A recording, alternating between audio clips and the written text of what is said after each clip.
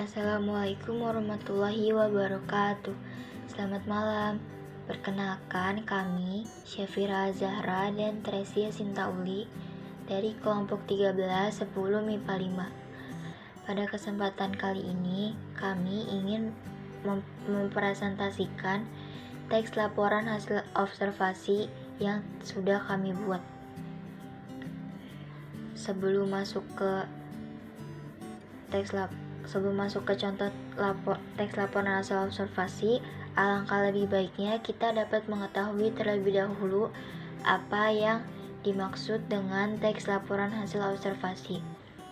Jadi, teks laporan hasil observasi adalah suatu teks yang berfungsi untuk menjelaskan informasi tentang suatu objek yang telah diamati.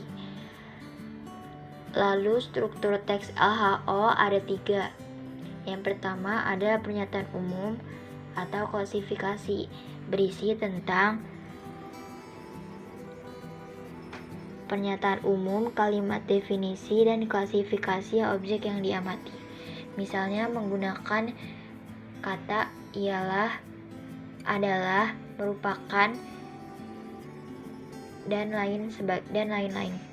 Yang kedua ada deskripsi bagian, berisi tentang penjelasan detail objek yang dibahas. Misalnya macam-macam, jenis-jenis, dan penggolongan tentang suatu hal. Yang ketiga ada deskripsi manfaat, berisi kesimpulan berupa manfaat objek. Ciri-ciri teks laporan hasil observasi bersifat objektif, khusus, dan spesifik, berdasarkan fakta, mudah dipahami, dan disajikan secara lengkap. Kemudian, langkah-langkah yang harus diperhatikan dalam penulisan teks laporan hasil observasi. Yang pertama, tentukan dulu tema kegiatan observasinya. Yang kedua, tentukan tujuan observasi. Yang ketiga, melakukan proses observasi. Yang keempat, menyusun kriteria aspek yang harus dilaporkan. Yang kelima, membatasi aspek yang harus dilaporkan. Keenam, mulai mendeskripsikan unsur-unsur yang dijelaskan sesuai aspeknya. Yang ketujuh, melengkapi teks laporan hasil observasi dengan data dan gambar. Yang terakhir, membuat simpulan hasil observasi. Saya Tresia Sintauli akan menjelaskan laporan hasil observasi tentang bunglon dari kelompok kami. Bagian pertama dari laporan hasil observasi adalah pernyataan umum. Pernyataan umum berisi tentang informasi secara garis besar objek yang akan dikaji atau yang akan diamati. Bunglon atau kalotes adalah sebutan khusus untuk beraneka jenis kadal atau bengkarung yang memiliki kemampuan mengubah warna kulitnya. Secara umum, istilah bunglon digunakan untuk menyebut kadal-kadal dari suku Iguania, termasuk Iguanidae, Agamidae, dan Camelonidae.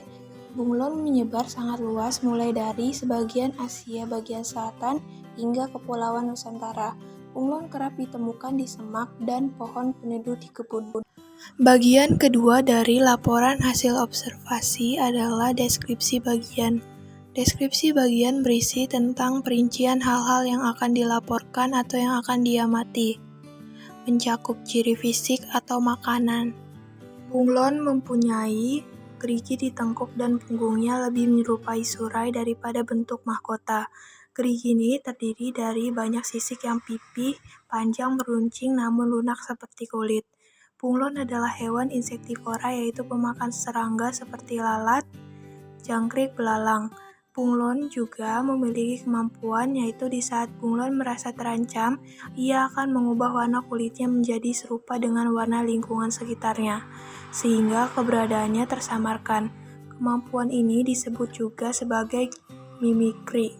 Bagian ketiga atau terakhir dari laporan hasil observasi adalah deskripsi manfaat.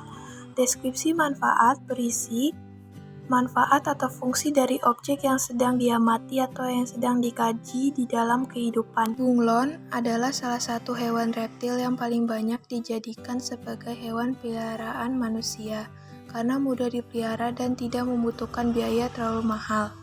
Manfaat bunglon dari segi kesehatan yaitu kulit bunglon digunakan sebagai inspirasi pengembangan implan medis di kedokteran, sedangkan bagi lingkungan, bunglon sebagai pemakan atau konsumen dalam rantai makanan kecil. Sekian presentasi dari kami, mohon maaf bila banyak kekurangan dan terima kasih atas perhatiannya.